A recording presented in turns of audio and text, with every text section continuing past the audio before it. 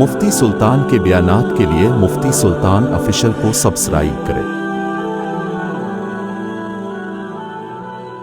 الحمد لله نحمده ونستعينه ونستغفره ونؤمن به ونتوكل عليه ونعوذ بالله من شرور أنفسنا ومن سيئات أعمالنا من يهده الله فلا مضل له ومن يضلله فلا هادي له ونشهد أن لا إله إلا الله وحده لا شريك له ونشهد أن سيدنا وسندنا وحبيبنا ومولانا محمدا عبده ورسوله أما بعد فقد قال الله تبارك وتعالى في القرآن المجيد والفرقان الحميد فأعوذ بالله من الشيطان الرجيم بسم الله الرحمن الرحيم لن ينال الله لحومها ولا دماؤها ولكن يناله التقوى منكم كذلك سخرها لكم لتكبروا الله على ما هداكم وبشر المحسنين وجاء في الحديث وقال النبي صلى الله عليه وسلم من وجد ساعة لأن يضحي فلم يضحي فلا يحضر مصلانا أو كما قال عليه الصلاة والسلام صدق الله المولانا العظيم وصدق رسوله النبي الكريم ونحن على ذلك من الشاهدين والشاكرين والحمد لله رب العالمين۔ پیار محبت کے ساتھ ایک مرتبہ پیارے آقا جناب رسول اللہ صلی اللہ علیہ وسلم کے ذات اقدس پر درود پاک کا نذرانہ پیش کریں۔ اللهم صل على محمد في أول كلامنا اللهم صل على محمد في أوسط كلامنا اللهم صل على محمد في آخر كلامنا۔ جان دی ہوئی اسی کی تھی، جان دی ہوئی اسی کی تھی، حق تو یہ ہے کہ حق ادا نہ ہو سکا۔ جب بھی ذی القعدہ کا مہینہ اور ذی الحجہ کا مہینہ آتا ہے تو ہم کو ایک عظیم قربانی کی یاد دلاتا ہے، بہت عظیم قربانی جو آج سے تقریباً 5000 سال قبل وہ قربانی کا واقعہ پیش آیا تھا، لیکن 5000 سال گزر گئے، آج تک اس واقعے کو بڑے محبت کے ساتھ، بڑے عظمت کے ساتھ اور بڑے درد کے ساتھ سنا جاتا ہے اور سنایا جاتا ہے۔ حضرت ابراہیم علیہ السلام 86 سال کے ہو چکے ہیں، اللہ رب العزت سے دعائیں مانگ رہے ہیں، اے اللہ ربی حب لی من الصالحین، مجھے اولاد عطا فرما، نیک صالح اولاد عطا فرما۔ مسلسل مانگتے جا رہے ہیں، اللہ رب العزت سے نا امید نہیں، مایوس نہیں، اللہ کی ذات سے امید لگا کر اللہ ہی سے مانگا جا رہا ہے۔ عمر ہو گئی 86 سال، اللہ رب العزت نے فبشرناہ بغلام حلیم، انہیں ایک بیٹے کی بشارت سنائی، صرف بیٹے کی نہیں، بردبار، حلیم، خوبصورت، عقل مند اور جو بعد میں چل کر نبی ہونے والا ہیں، ایسے بیٹے کی اللہ رب العزت نے بشارت سنائی، اور صرف بشارت ہی نہیں سنائی بلکہ وہ بیٹا اللہ نے انہیں عطا فرمایا۔ آپ تصور کریں کہ 86 سال کی عمر کے بعد جس کو اولاد ہو، ایک لمبے عرصے کے بعد جس کے گھر میں اولاد کی کلکاری، بچے کی کلکاری گونجے تو اس کی خوشی کا کیا عالم ہوگا۔ اور باپ بھی خلیل اللہ ہیں، تو جب اولاد آئی ہیں تو اللہ کی طرف سے ایک اور امتحان آیا کہ ابراہیم تم اپنے بیٹے کو اور اپنے بیوی کو لے کر بے آب و گیا وادی کے اندر لے جا کر چھوڑاؤ۔ مکہ المکرمہ جو آج شہر آباد ہے، اس وقت میں بے آب و گیا وادی تھی، کوئی درخت نہیں، کوئی چرند نہیں، کوئی پرند نہیں، کوئی آبادی نہیں، کوئی پانی کا دریا نہیں، کوئی سمندر نہیں، پانی کے قطرے کا انتظام نہیں، بے آب و گیا جنگل وادی تھی۔ حضرت ابراہیم علیہ السلام سے کہا گیا کہ اس جگہ پر لے جا کر چھوڑ آنا ہے۔ خلیل اللہ تھے نا، واتخذ اللہ ابراہیم خلیلا، اللہ کے دوست ایسے ہی نہیں بنتے، اس کے لیے قربانیاں دینی پڑتی ہے، اس کے لیے اپنے آپ کو جھکانا پڑتا ہے، اپنے آپ کو مٹانا پڑتا ہے، اپنے آپ کو کھپانا پڑتا ہے، اپنے آپ کو کٹانا پڑتا ہے، تب جا کے اللہ کے دربار میں عظمتیں ہوتی ہے۔ ایسے ہی نہیں، اللہ رب العزت، اللہ کے رسول صلی اللہ علیہ وسلم نے بلال سے کہا کہ بلال کیا بات ہے کہ تو چلتا زمین پر ہے لیکن جنت میں تیرے چلنے کی آوازیں آتی ہیں۔ ایسے ہی بشارتیں نہیں سنائی گئی، ان کے مرتبے مقام ایسے ہی بلند نہیں ہوئے ہیں، دین کے خاطر، اسلام کے خاطر، اللہ کے محبت کے خاطر کچھ نہ کچھ حصہ انہوں نے لگایا ہے، بلکہ سب کچھ لگایا ہے۔ ہم سے اپنے قدم کو اٹھا کر مسجد کی طرف آنا نہیں ہوتا ہے، پھر ہم کہتے ہیں کہ ہم جنت کے ٹھیکیدار ہیں۔ کیا سوچتے اور سمجھتے ہیں کہ ہم کیا ہیں؟ ہم جنت کے ٹھیکیدار ہیں۔ حضرت ابراہیم علیہ السلام سے کہا گیا کہ اپنی بیوی کو اور اپنے بچے کو بے آب و گیا وادی میں لے جا کر چھوڑ آنا ہے، چوں نہیں چرا نہیں، حکم کے آگے سر کو جھکا دیا، بیوی اور بچے کو لے جا کر مکۃ المکرمہ میں چھوڑ آئے۔ کہنے کی بھی اجازت نہیں ہے کہ کیوں چھوڑا جا رہا ہے، تھوڑے سے کھجور ہیں، مشکیزے میں تھوڑا سا پانی ہے، اس کے علاوہ کوئی سامان نہیں۔ جس طرح سے ہم سفر پہ نکلتے تو روٹیوں کا تھپا لے کر نکلتے اور سوکھے آئٹم ساتھ میں لے کر نکلتے، کھیما ہے، آلو ہے جو خراب نہیں ہونے والا ہے، کئی دنوں تک ساتھ میں چلے گا۔ اس وقت میں کچھ ایسا تھا ہی نہیں، اور غربت کا زمانہ ہے۔ حضرت حاجرہ رضی اللہ عنہا، حضرت اسماعیل علیہ السلام دودھ پیتے بچے ہیں، دونوں کو چھوڑ دیا۔ کیا گزری ہوں گی، کیا گزری ہوں گی، چاروں طرف سے آبادی ہوتی ہیں، پوری بستی آباد ہوتی ہیں، اپنے والوں کی، غیروں کی، رشتہ داروں کی، اس کے باوجود ہمیں اپنے گھر والوں کو چھوڑ کر جانے میں دل دہل جاتا ہے، یاد آتی ہے۔ اللہ کے راستے میں جب نکلتے ہیں نا چلا 4 مہینے کے لیے، تو جسم ادھر ہوتا ہے اور دل اپنے مقام پر اٹکا ہوا ہوتا ہے، حالانکہ سارے اسباب ہیں، اس کے گھر میں پانی کی ٹاکی ہے، پانی چل رہا ہے، گیس چل رہا ہے، چولہا سلگ رہا ہے، 4 مہینے کا راشن بھر کر چلا گیا ہے اور 4 مہینے کا خرچہ بھی دے کر چلا گیا ہے، اس کے باوجود بے چینی ہے۔ یہاں پر کچھ نہیں، یہاں پر کچھ نہیں، بیٹے اور بیوی کو چھوڑ کر چل دیے۔ بیوی کہنے لگی کہ کیا مسئلہ ہے، کیوں چھوڑا جا رہا ہے، بتاؤ تو صحیح۔ بتانے کی بھی اجازت نہیں تھی نا، امتحان میں امتحان، ایک امتحان ہوتا ہے کہ آپ کا فلاں کتاب کا امتحان ہوگا، اور دوسرا امتحان ہے کہ بتایا ہی نہیں گیا کہ کون سا امتحان ہوگا، کوئی جواب نہیں مل رہا ہے۔ آخر میں حضرت حاجرہ کہنے لگی کہ یہ اللہ کا حکم ہے، یہ اللہ کا حکم ہے، تو چہرے کے ذریعے اشارہ کیا کہ جی۔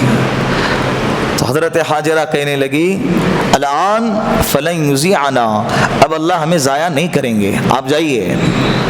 کھجورے کھائے، پانی پیے، ختم ہو گیا، کتنے دن چلیں گا، کتنے دن چلیں گا چل چل کر کے۔ پھر آخر میں کھانا ختم ہو گیا، اب بچہ رو رہا ہے، اس لیے کہ ماں کے سینے میں دودھ تبھی آئیں گا نا جب ماں کے پیٹ میں کچھ جائیں گا۔ بچہ رو رہا ہے، بدک رہا ہے، بلک رہا ہے۔ حضرت حاجرہ ماں کا دل دہل گیا، کیا کرے، کیا کھلاؤ، کیا پلاؤں، کچھ دائیں بائیں ہوٹل تو نظر نہیں آ رہی ہے، دائیں بائیں کھانے کے کچھ اسباب نظر نہیں آ رہے، کوئی قافلہ اس جگہ پہ جاتا ہے جہاں پر پانی کا انتظام ہو، وہاں پر کوئی قافلہ نہیں، کوئی پانی کا انتظام نہیں، کیا کرے کیا، دور دور تک ریگستان، ٹیلا نما شکل نظر آ رہی ہے۔ تو وہاں پر 2 پہاڑ تھے، ایک صفا اور ایک مروہ۔ ماں ہے نا، ہاتھ پہ ہاتھ دھرے تو بیٹھ نہیں سکتی، بس کسی طرح انتظام کرنا ہے، اس کے لیے بھاگ پڑی، صفا پہ جاتی ہے کہ کوئی قافلہ نظر تو آئے۔ پھر اچانک بچے کے رونے کی، بلبلانے کی آواز آتی ہے، تو تڑپ کے صفا سے اتر کے بچے کے پاس آتی ہے، سینے سے لگاتی ہے، پھر بچے کے رونے کو دیکھ کر یہ امید لگا کے رکھتی ہے، پھر دوڑ کر مروہ پہ جاتی ہے، रेगिस्तान का इलाका, धूप, गर्मी, सख्त गर्मी का माहौल, ऐसे वक्त में हज़रत हाजरा ने सफ़ा और मरवा के चक्कर लगाए। आज अल्लाह रब्बुल इज़्ज़त आपको बार बार अपने घर का दीदार नसीब फरमाए, मुझे भी। और जाओगे ना सफ़ा मरवा की सई अल मसआ जिसे कहते हैं, एयर कंडीशन लगा हुआ है, तवाफ से ज़्यादा तो मज़ा वहाँ आता है, चारों तरफ से एसी लगा हुआ है। बस याद करना है कि कैसे दौड़े होंगे, वरना उसका एहसास तो हमें फिर भी नहीं है। और अल्लाह ऐसी हालत में हमसे इबादत मांग रहा है, हमसे वो भी नहीं हो रहा है, हमसे वो भी नहीं हो रहा है। तो 7 चक्कर लगाने के बाद हज़रत जिब्राइल अलैहिस्सलाम आए, हज़रत इस्माइल अलैहिस्सलाम के एड़ियों को रगड़ा, वहाँ से जमजम का पानी और चश्मा जारी हो गया। जब पानी निकलने लगा हज़रत हाजरा ने चारों तरफ से जमा किया और कहने लगी कि जम जम जम जम, ठहर जा, जमा हो जा, इसीलिए उसका नाम गिर गया जमजम। हज़रत मौलाना मुहाजिर मक्की दामत बरकातुहुल आलिया कहते हैं, जहाँ से दुनिया के दवाइयों का इलाज ख़त्म हो जाता है, वहाँ से जमजम का इलाज शुरू होता है। बड़े आज़मत वाला, बरकत वाला पानी है, बेहतरीन पानी है, जन्नत का पानी है। अल्लाह के रसूल सल्लल्लाहु अलैहि वसल्लम के सीने अतहर को जब चाक किया गया और कल्बे अतहर को जब धोया जाने का मौका आया, तो जिस पानी का इस्तेमाल किया गया वो पानी जमजम का था। तश्तरी जन्नत से लाई गई, सामान दूसरे जन्नत से लाए गए, सवारी जन्नत से लाई गई, सारे असबाब जन्नत से लाए गए, लेकिन जिस पानी का इस्तेमाल किया जा रहा है वो पानी कौन सा था? जमजम का पानी था। वो आज भी है और क़यामत तक जारी रहेगा। ये अल्लाह की कुदरत की खुली दलील नहीं है। खोद कर देखो कहाँ अंदर नदी है, नदी कहीं ना कहीं जाकर खुश्क हो जाती है, दरिया और चश्मा कहीं ना कहीं जाकर बंद हो जाता है, सूखा पड़ जाता है। हजारों साल गुजर गए, आज भी बाकी है। लाखों नहीं करोड़ों अरबों लोग जाते हैं सारी दुनिया से और पानी सिर्फ पीते नहीं है, पीकर अपने बोतलों में भर भर के, बैग में भर के लाके सारी दुनिया को तकसीम करते हैं, लेकिन एक कतरा भी आज तक उस चश्मे से कम हुआ नहीं है। ये अल्लाह की कुदरत की खुली दलील नहीं है। और क्या चाहिए? और ये पानी सालों साल रखे, न बदबू आएंगी न खराब होगा, मज़ा भी बदलेगा नहीं इसका। और साइंसदानों ने तहकीक के बाद बताया कि इस पानी की तासीर ये है कि एक कतरा जमजम का, अगर एक कतरा जिस बोतल में, जिस टंकी के अंदर भी डाला जाए, जिस बर्तन में डाला जाए, वो एक कतरा सारे पानी को अपने जैसा बना देगा। ये उसकी तासीर है। बीमारों को शिफा मिलेगी। एक रिवायत में है कि जो बंदा जमजम के पीते वक्त में अल्लाह से दुआ मांगेगा, अल्लाह कबूल करेगा। अल्लाहुम्मा इन्नी असअलुका इल्मन नाफिआ व रिज़्क़न वासिआ व हलालन तय्यिबा व शिफाअन मिन कुल्लि दा। ये जमजम के पीने की दुआ है, कितनी अजीम दुआ है। तो जमजम का चश्मा जारी हो गया, काफिला आने लगा, दिन हफ्तों में, हफ्ता महीनों में, महीना सालों में गुजरने लगा। जब छोड़कर गए थे बेआबो गया वादी थी, लेकिन जब बाद में आए तो देखा कि एक बस्ती आबाद हो गई। इस्माइल बच्चे थे, अब जवानी के करीब, जवानी के दहलीज पर पहुंचने लगे और सारी बस्ती आबाद, इसलिए कि जहां पानी होता है पहले ज़माने में बस्ती आबाद हो जाती थी। और आज भी वही हाल है, जिस इलाके में पानी का इंतज़ाम हो और अच्छे पानी का इंतज़ाम हो, वहाँ पर हम लोग रहना ज़्यादा पसंद करते हैं। हज़रत इब्राहीम अलैहिस्सलाम को अब इजाज़त मिली कि जाओ और अपने बच्चे और बीवी से मुलाकात करो। इतने सालों के बाद बच्चे को सीने से लगाया, मोहब्बत का क्या आलम होगा, क्या जोश और क्या जज्बा होगा। अल्लाह ने जब देखा है, वइज़ इब्तला इब्राहीम रब्बुहु बिकलिमातिन फअतम्महुन्ना, अल्लाह ने कैसे कैसे आजमाइशों से हज़रत इब्राहीम को आजमाया है, कैसे कैसे इम्तिहानों से आजमाया है, और तमाम इम्तिहानों में 100/100 नंबरात से कामयाब हो गए, बल्कि उससे ज़्यादा। अभी ये जवान बुढ़ापे के आलम में बच्चा मिला और बच्चा मिलने के बाद उसको छोड़ देने का हुक्म, उसके बाद ये बच्चा जवान हो गया और जवानी के बाद अल्लाह रब्बुल इज़्ज़त ने हज़रत इब्राहीम अलैहिस्सलाम को ख्वाब के ज़रिए ये हुक्म सुनाया कि अपने बेटे को ज़बा करना है। क्या करना है? ذبح کرنا ہے.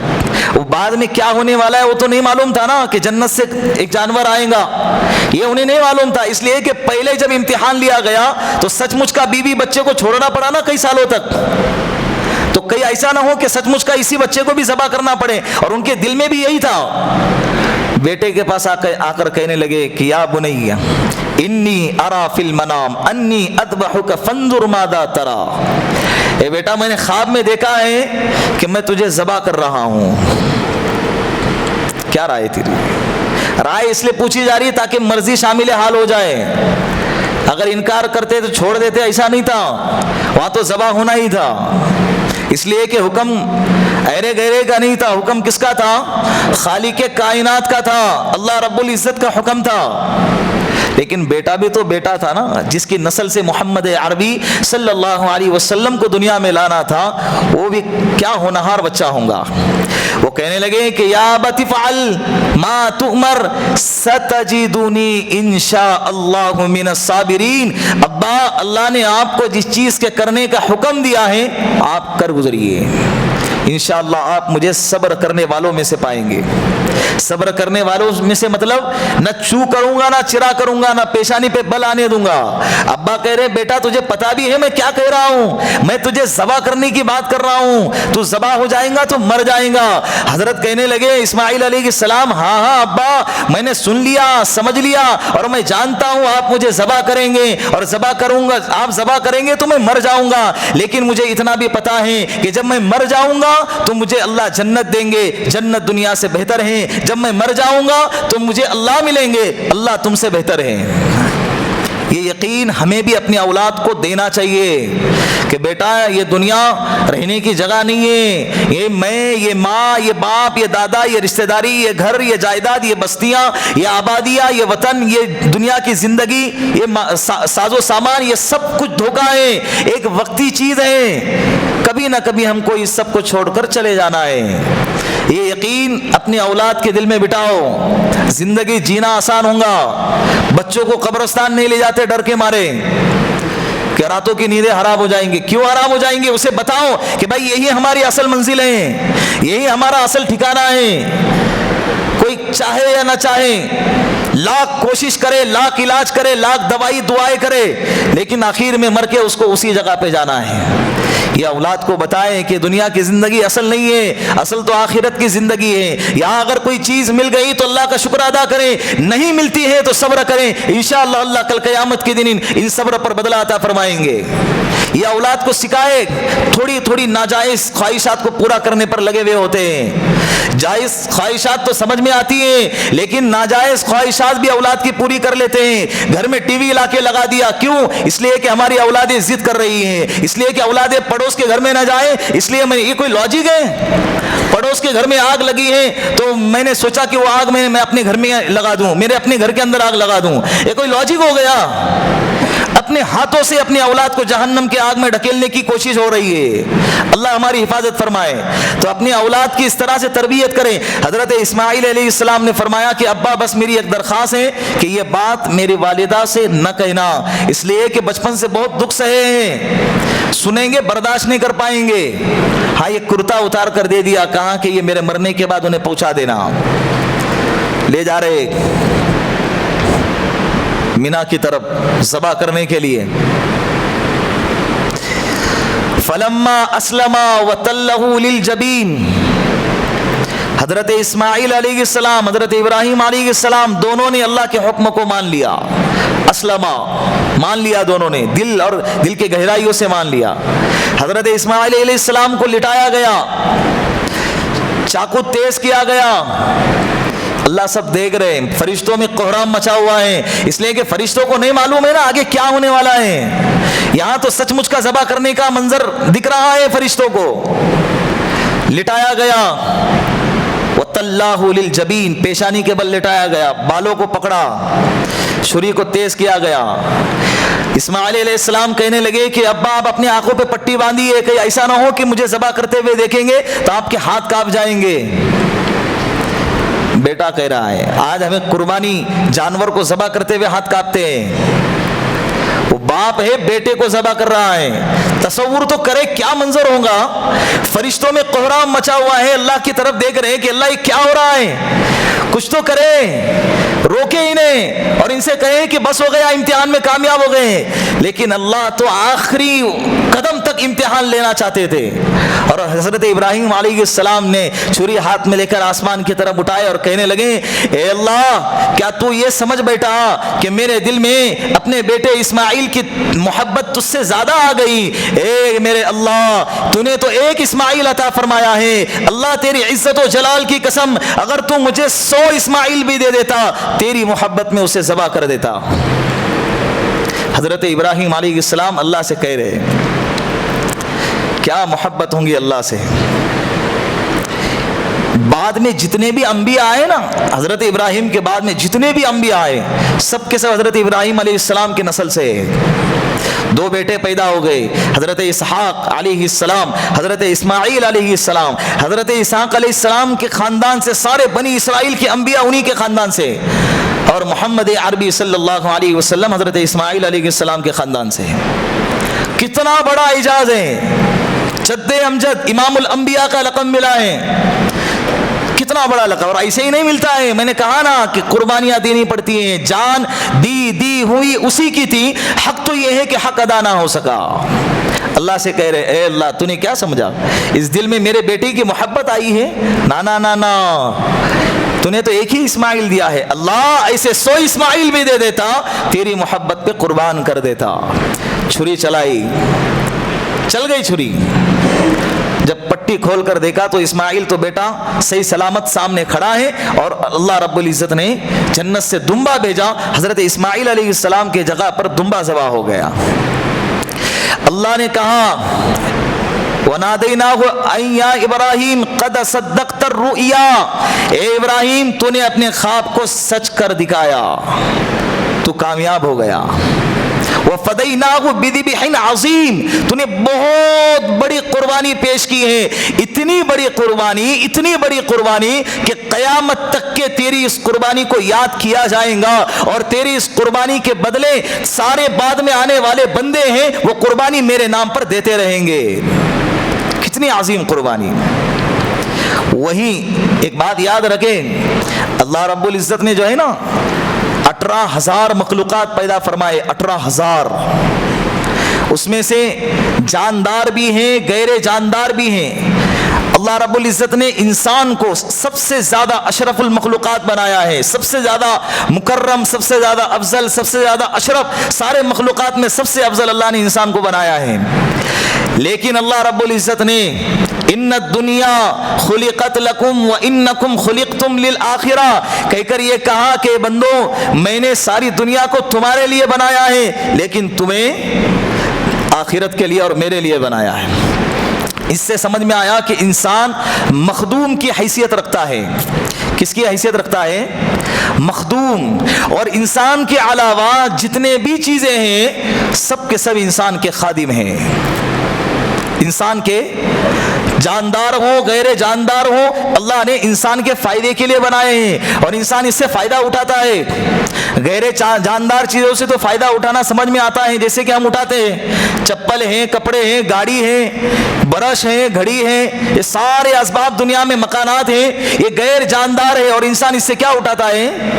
فائدہ اٹھاتا ہے. اسی طرح جاندار بھی انسان کے اللہ نے خادم بنایا ہے, اور اس کے فائدہ اٹھانے کے شکلیں اور صورت اور طریقہ بھی الگ الگ ہیں. کسی جانور کو سواری کے لیے استعمال کرتا ہے, کسی جانور کو بوجھ لادنے کے لیے استعمال کرتا ہے, اور کسی سواری کو زینت کے لیے استعمال کرتا ہے, اور کسی سواری کو کسی جانور کو کھانے پینے کے لیے استعمال کرتا ہے.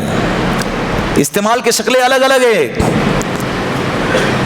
بعض لوگ کہتے ہیں نا جانوروں پر ظلم کرتے ہو, اور مسلمان جانوروں کو ذبح کر کے یہ بتاتے ہیں کہ ہمارے اندر انسانیت ہی نہیں ہے, اور جانوروں کو ذبح کرتے ہو کیسے لوگ ہیں, یہ مسلمانوں کو اور مذہب اسلام کو طعنہ دیتے ہیں. حالانکہ یہ بیوقوف پرلے درجے کے بیوقوف ہیں. وہ یہ نہیں جانتے کہ ان کو یہ 3 دنوں کے اندر ہی قربانی کے جانوروں کو ذبح کرنے پر اعتراض اور سوالات اور اشکالات پیدا ہوتے ہیں. ان 3 دنوں کے علاوہ ساری دنیا کے اندر قصائی کتنے جانور ذبح کرتے ہیں, کتنے لوگ مرغیاں ذبح ذبح کرتے ہیں. تم برگر کھاتے, پیزا کھاتے, ہوٹلوں میں جا کے کیسے کیسے ڈشز آرڈر کرتے ہیں, وہاں پر اس وقت تم کو جانوروں کا رحم سمجھ میں نہیں آتا ہے, اور جانوروں کے چمڑوں کے بنی ہوئی چیزوں کو استعمال کرتے ہیں, بیگ استعمال کرتے ہیں, کوٹ استعمال کرتے ہیں, اور اس کا بیلٹ استعمال کرتے ہیں. ایک تمہارے باپ کے چمڑے کا, تمہارے باپ کے جسم کے چمڑے کا بنا ہوا ہوتا ہے, یہ جانوروں ہی کی چمڑے کا بنا ہوا ہوتا ہے. اس وقت میں آپ کو رحم سمجھ میں نہیں آیا. کتنے ایسے امپورٹ ایکسپورٹ کے فیکٹریاں ہیں جو گوشت کو دنیا بھر کے اندر ادھر ادھر کرتے ہیں, یہ کیا مسلمانوں کے بنے ہوئے ہیں؟ اگر آپ کو جانوروں سے اتنا ہی پیار ہے, اتنی ہی محبت ہے, اتنی ہی ہمدردی ہے, سب سے پہلے امپورٹ ایکسپورٹ کو اسے بند کر دیجئے, اور جتنے کارخانے چمڑوں کے بنے ہوئے ہیں سارے کارخانوں پر بین لگا دیجئے, اس کے بعد کہیے کہ ہمیں جانوروں سے محبت ہے. کتنے ایسے گوشالائیں جس کے اندر جانور پلتے ہیں اور بھوکے مرتے ہیں, کوئی دیکھنے والا نہیں ہے. اس وقت میں تم کو جانوروں پر رحم نظر نہیں آتا, اور بس سال بھر کے اندر 3 دن 10 11 12 ذی الحجہ کے وقت میں مسلمانوں کے جانوروں کی قربانی پر تمہیں اعتراض ہوتا ہے. راستوں کے اندر گاڑیاں رکاتے ہیں, راستوں میں گاڑیاں رکا کے جانوروں کو مارتے ہیں, اور جانوروں پہ رحم کرنے کے نام پر انسانوں کو مارا جاتا ہے, یہاں تک کہ مار مار کے ان کی جان کو لٹایا جاتا ہے, لے لیا جاتا ہے. یہ رحم نہیں ہے. ایک ہاتھی کے مرنے پر لوگوں نے اعتراض کیا کہ دیکھو کسی میں انسانیت نہیں ہے, ہاتھی مر گیا. جیلوں کے اندر کتنے بے قصور نوجوان, چاہے مسلمان ہو چاہے نان مسلم ہو, وہ جیلوں کے اندر بغیر کسی قصور کے, بغیر کسی جرم کے دم توڑ دیتے ہیں. وہاں کہاں گئی انسانیت؟ ہاسپٹلوں کے اندر کوئی انتظام صحیح نہیں چل رہا ہے, کوئی انتظام نہیں, ڈاکٹروں کا انتظام نہیں, گولی اور دوائیوں کا انتظام نہیں, مشینریوں کا انتظام نہیں ہے. وہاں پر انسان چاہے تو علاج کر کے اپنی جان بچا سکتا تھا, لیکن اس کے باوجود غفلت ہے اور کرپشن کی وجہ سے وہاں پر بے جان جان دے رہے ہیں. وہاں پر انسانیت سمجھ میں نہیں آ رہی ہے, لوگوں کو کسی کو رحم نہیں آ رہا ہے. لاکھوں کی تعداد میں لاشیں باہر نکلتی ہیں, کوئی پوچھنے والا نہیں. اللہ تو سب دیکھ رہا ہے نا, اللہ تو سب دیکھ رہا ہے. اور صرف یہ نہیں کہ مذہب اسلام کے اندر قربانی کرنے کی اجازت ہے, بلکہ جانوروں کو ذبح کرنا بطور عبادت کے دیگر مذاہب کے اندر بھی پایا جاتا ہے. حضرت ابراہیم علیہ السلام سے پہلے بھی جانوروں کی بلی دینا یہ پایا جاتا تھا, عرب کے زمانے میں بھی, اور آج بھی مسلم قوم کے علاوہ دیگر مذاہب کے اندر بھی سال بھر میں 50,000 سے زائد ایسے جانوروں کو ذبح کرتے ہیں جس کو بلی کا نام دیتے ہیں. صرف مسلمانوں کی قربانی پر اعتراض ہوتا ہے, صرف کیا ہے؟ حالانکہ الحمدللہ, اسی لیے اللہ رب العزت نے حضرت ابراہیم علیہ السلام کے قربانی کے قصے کے بعد لوگوں کے ذہنیت کو صحیح رخ کی طرف پھیرا ہے. تم بلی چڑھاتے ہو, جانوروں کو ذبح کرتے ہو, جھٹکے سے ذبح کرتے ہو, اس پہ ظلم کرتے ہو. شریعت نے اس کے رخ کو بدل دیا ہے, اس کے راستے کو بدل دیا ہے. تمہیں یہ دینا ہے سال بھر کے اندر 10 11 اور 12 ذی الحجہ, یہ 3 ایام ایسے ہیں جس میں قربانی کرنے کو کہا گیا ہے. صحیح رخ کی طرف پھیرائیں, اور اس کے اندر بھی اس کے طریقے بتائیں کہ جانوروں پر ظلم نہ ہو, جانور کے سامنے چھری تیز نہ کرے تاکہ اسے تکلیف نہ ہو, ایک جانور کے سامنے دوسرے جانور کو ذبح نہ کرے تاکہ اسے تکلیف نہ ہو, اور جس جانور کی قربانی کرنا ہے اسے گھسیٹے نہیں, اس کو مارے نہیں, اس کے ساتھ نرمی کا, محبت کا معاملہ کیا جائے. اور جو جانور اللہ نے بنائے ہیں وہ جانور اللہ کی محبت میں اگر قربان ہوتے ہیں تو وہ جانور کو تکلیف نہیں ہوتی ہے. اللہ کے رسول صلی اللہ علیہ وسلم نے حجۃ الوداع کے موقع پر 100 اونٹ لے کر آئے تھے ذبح کرنے کے لیے. کتنے اونٹ؟ مدینے سے آتے وقت میں 63 لائے تھے, بقیہ جو اونٹ بچے ہوئے تھے حضرت علی کو پیغام بھجوایا کہ تم آتے وقت یمن سے اپنے ساتھ بقیہ اونٹ لے کر آنا. یہ کل ملا کے 100 اونٹ ہو گئے. جب ذبح کرنے کی بات آئی تو اللہ کے رسول صلی اللہ علیہ وسلم نے 63 اونٹوں کو ذبح کیا. اس کے بعد تھک گئے اور کہنے لگے کہ علی بقیہ اونٹوں کو اپنے ہاتھ سے ذبح کر دینا. یہ اس بات کی طرف اشارہ تھا کہ نبی جی آپ کی زندگی کی عمر 63 سال کی ہوں گی, یہ اشارہ تھا اس بات کی طرف. تو صحابہ کرام فرماتے ہیں کہ جب اللہ کے رسول صلی اللہ علیہ وسلم نے اپنے ہاتھ میں چھرا لیے ذبح نہر کرنے کے لیے, اونٹوں کو نہر کرنے کے لیے, تو ایک اونٹ دوسرے اونٹ کے ساتھ جھگڑے کر رہے تھے تاکہ میں جاؤں اللہ کے رسول کے ہاتھ سے ذبح ہونے کے لیے. اس لیے کہ اونٹوں کو بھی پتا تھا یہ ہم اللہ کے نام پر ذبح ہو رہے ہیں اور اللہ کے رسول کے ہاتھوں ذبح ہو رہے ہیں. اونٹوں کو بھی کیا تھا, اونٹ جھگڑ رہے ہیں مرنے کے, ان کو پتا تھا کہ ذبح ہونے کے بعد مرنا ہے, لیکن اس کے باوجود جھگڑ رہے ہیں کہ مجھے ذبح کرے, مجھے پہلے ذبح کرے. تو اس سے بات سمجھ میں آئی کہ جو جانور, اللہ کے رسول صلی اللہ علیہ وسلم نے فرمایا کہ جو بندہ اللہ کے راستے میں جہاد کرتا ہے اور جہاد کرتے کرتے شہید ہو جاتا ہے تو ایسا بندہ خون کا قطرہ گرنے سے پہلے اللہ اس کی مغفرت کر دیتے ہیں. اور اللہ کے راستے میں جو بندہ جنگ اور جہاد کرتا ہے، اس جہاد کے دوران اگر اس کو زخم لگ جاتا ہے اور اس کے جسم پر چھلنیاں لگ جاتی ہیں، اسے اس کی تکلیف نہیں ہوتی ہے. اسی طرح جو جانور اللہ کے نام پر قربان ہونے والا ہے اس کو بھی تکلیف نہیں ہوتی ہے. اس لیے اب چاہے آپ اس کو سمجھے یا نہ سمجھے، اس پر تو ہمارا ایمان اور یقین ہے، اس لیے کہ اس کو بنانے والا بھی اللہ ہے اور اس کو ذبح کرنے کی اجازت دینے والا بھی اللہ ہے. اسی لیے دیکھیں نا، دنیا بھر میں کتنے جانور ذبح ہوتے ہیں، کروڑوں اربوں کی تعداد میں ساری دنیا کے اندر ان ایام میں قربانی ہوتی ہے، لیکن اس کے باوجود جانوروں کی قلت کبھی پیش نہیں آتی ہے. پیدا کرنے والی ذات اللہ کی، برکت دینے والی ذات اللہ کی ہے. اسی لیے جن حضرات کو اللہ نے مال دیا ہے، جن حضرات کو اللہ نے صاحب حیثیت، صاحب نصاب بنایا ہے، انہیں چاہیے کہ ان ایام میں بڑھ چڑھ کر محبت کے ساتھ اللہ کے نام پر قربانی دینے کی کوشش کرے. اس لیے کہ اللہ کا کرم، اللہ کا احسان رہا کہ اللہ رب العزت نے ہمیں اپنی اولاد کی قربانی اور ہمیں اپنی جانوں کی قربانی کے بجائے جانوروں کی قربانی پیش کرنے کو کہا ہے. اللہ اگر ہم سے کہتے ہیں کہ بندہ تو اپنی جانوں کی قربانی کر دے تو اللہ کے لیے بالکل جائز تھا، اور اللہ کے نام پہ ہمیں ایسی جانیں قربان کرنے میں کوئی دریغ نہیں ہوتا تھا. لیکن اللہ نے ہم پر کرم کیا، اللہ نے کہا کہ ٹھیک ہے ان ایام میں جانوروں کی قربانی کرو. اس کے باوجود اگر بندہ اپنے پیروں کو پیچھے لے لے اور اپنے آپ کو جان چرائے اور یہ سوالات کرے کہ مفتی صاحب کیا ہم پر قربانی واجب ہے کہ نہیں ہے، پھر اپنے مسائل کو پیش کرنے میں جی چرانے کے اندر چند چیزوں کو، چند مالوں کو پیش کرے اور چند مالوں کو چھپائے تاکہ مجھ پر قربانی واجب نہ ہو. مفتی صاحب تو ظاہری سوال کو دیکھ کر فتویٰ دے دیں گے تجھ پر قربانی واجب نہیں ہے، لیکن اللہ تو جانتا ہے نا کہ کس پر واجب ہے اور کس پر نہیں ہے. تو بڑھ چڑھ کر انسان نے ان ایام میں قربانی دینے کی کوشش کرنا چاہیے. اللہ کے رسول صلی اللہ علیہ وسلم نے فرمایا من وجد ساعة لأن يضحي فلم يضحي فلا يحضر مصلانا. اللہ نے کسی کو اگر صاحب حیثیت بنایا ہے اور وہ وسعت کے باوجود، گنجائش کے باوجود اگر قربانی نہ کرے، ایسے بندے کو چاہیے کہ وہ ہمارے عیدگاہ میں نماز پڑھنے کے لیے نہ آئے. ہماری عیدگاہ میں اللہ کے رسول صلی اللہ علیہ وسلم کے زبان سے ایسے جملے گویا کہ کتنے سخت وعید رکھتے ہیں. ہماری عیدگاہ میں آنے کی ضرورت نہیں ہے، قربانی واجب ہے اور پھر نہ کرے. تو قربانی کس پر واجب ہے؟ جو بندہ عاقل ہے، بالغ ہے، بچوں پر قربانی نہیں ہے، چاہے مالدار ہو، عاقل ہو، بالغ ہو، مسلمان ہو اور مقیم ہو، مسافر پر بھی نہیں ہے، مقیم ہو اور صاحب نصاب کا مالک ہو، صاحب نصاب ہو، 7.5 تولہ سونا، 52.5 تولہ چاندی یا اتنا کیا جس سے 52.5 تولہ چاندی خرید سکتے ہیں، اتنا مال ہے، یا ضرورت اصلیہ سے زائد ساز و سامان ہو. ضرورت اصلیہ اسے کہتے ہیں کہ انسان اس کے بغیر جی نہ پائے، جیسے کپڑے ہیں، کھانا ہے، سواریاں ہیں اور کاروبار کے ہتھیار ہیں، مشنریز ہیں، یہ ضرورت کے اسباب ہو گئے. اس کے علاوہ جتنے بھی ہمارے گھروں میں سامان ہیں جو ضرورت سے زائد ہے، ہم کچھ سمجھ سکتے ہیں. ایک فریج تھا، اس کے لیے 2-3 فریج لا کے رکھ دیا اور ایسے پڑے ہوئے اسٹور روم میں، یہ ضرورت سے زائد سامان ہے. ایک موبائل سے کام چل جاتا تھا، 1 لاکھ کا دوسرا موبائل خرید لیا، ایسے ہی شو پیس کے لیے، شوق کے لیے، تو یہ ضرورت سے زائد سامان ہے. اگر کوئی بندہ ایسا ہے جس کے پاس اللہ نے اتنا مال دیا ہے اور اس کے لیے سال کا گزرنا بھی شرط نہیں ہے، اچانک پچھلے مہینے مال آیا تھا، زکوٰۃ کے لیے سال کا گزرنا شرط ہے، قربانی کے لیے اور صدقہ فطر کے لیے سال کا گزرنا شرط نہیں ہے.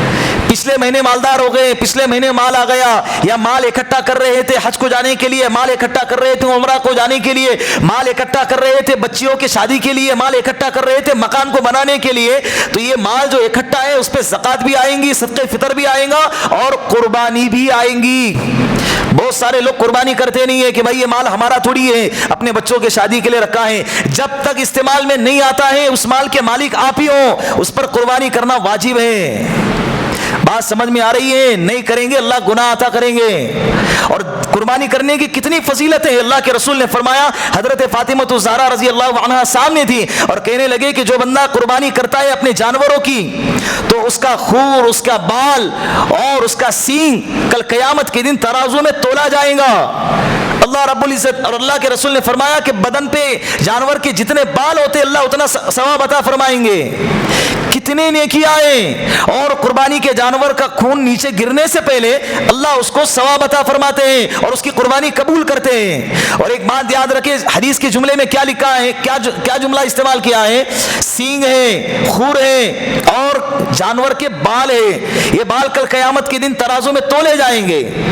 ابھی آپ لوگوں نے کبھی دیکھا ہے کہ جانور کے ذبح ہونے کے بعد یہ خور, یہ سینگ, یہ بال کسی کے گھر میں ہم نے تقسیم کے طور پر دیے ہوں؟ دیتے ہیں کسی کو خور, اچانک تھیلی میں دیکھا کہ بھائی سامنے والے بندے نے وہ سینگ لا کر دے دیا. کبھی دیکھے آپ نے؟ بولو نا. سینگ دیکھے نہیں دیتے نا. تو جو چیز دینے کے بھی قابل نہیں ہے اللہ کے رسول نے اس کا یہ مقام عطا فرمایا ہے, تو جو چیز کھانے کے قابل ہے, جو چیز اسٹور کرنے کے قابل ہے, اس کا کتنا بڑا ثواب ہوگا.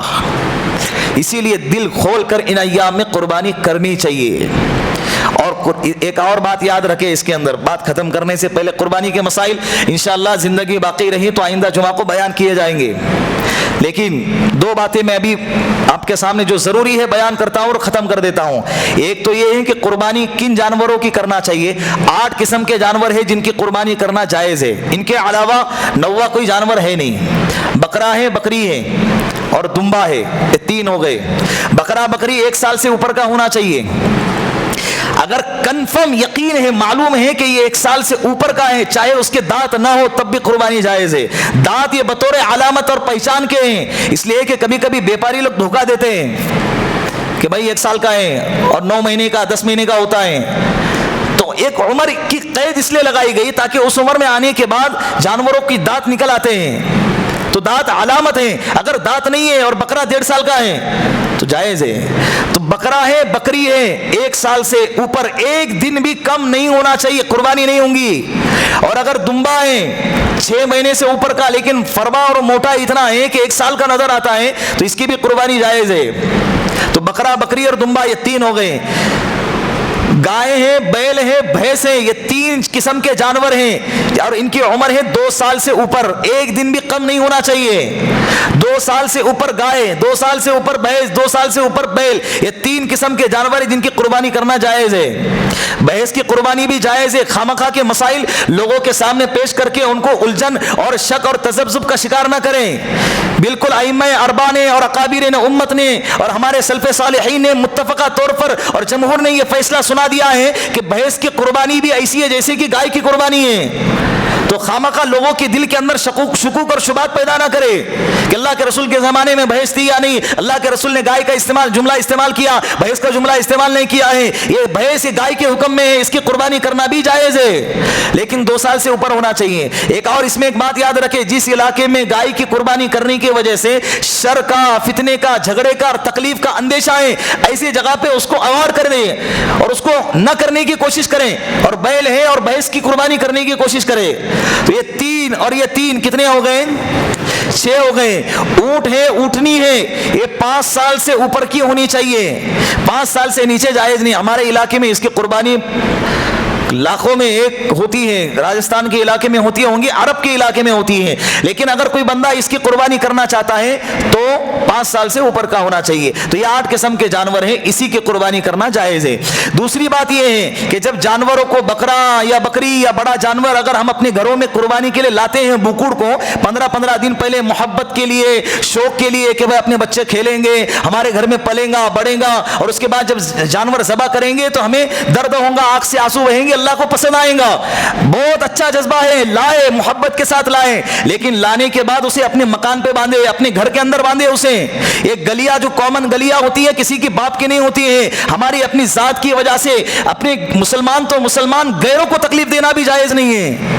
بدبو آتی ہے, گھاس چارہ اس کا ادھر ادھر پڑا ہوا ہوتا ہے, اگر کسی نے منہ چڑھایا, کسی نے کوئی اعتراض کیا تو فوراً کہہ دیتے ارے اپنے والا رہ کے ایسا کہہ رہا ہے, ارے وہ تیرے قربانی پر اعتراض نہیں کر رہا ہے. اور کوئی ہندو کوئی غیر مسلم انسان وہاں سے گزرتا ہے نا، تجھ پر اعتراض کر کے نہیں گزرتا ہے، وہ اسلام پہ اعتراض کر کے گزرتا ہے، اپنے دل کے اندر اسلام کی نفرت لے کر وہاں سے گزرتا ہے، اور وہ اسلام پر نہیں بلکہ تیرے یہ طور طریقے پر اور جانوروں کے اس طرح سے استعمال کرنے پر، باندھنے پر وہ اعتراض کرتا ہے۔ بدبو آئیں گی تو ظاہر سی بات ہے تکلیف تو سبھی کو ہوں گی نا، تو اس کا صاف ستھرائی کا، حالانکہ دین جو ہے نا پاکی کی تعلیم دیتا ہے، ہمارا مذہب صفائی اور ستھرائی کی تعلیم دیتا ہے، اس کو اپنے گھروں میں باندھے، اپنے گھروں میں چارہ کھلائے، اسے اس کو نہلائے دھلائے اپنے گھروں کے اندر۔ جانور کی قربانی تم کر رہے ہو نا، پوری بستی کے اندر اس کا ڈھنڈورا پیٹنے کی ضرورت کیا ہے؟ اللہ رب العزت ان باتوں پر ہم سب کو عمل کرنے کی توفیق عطا فرمائے۔ وآخر دعوانا ان الحمد للہ رب العالمین۔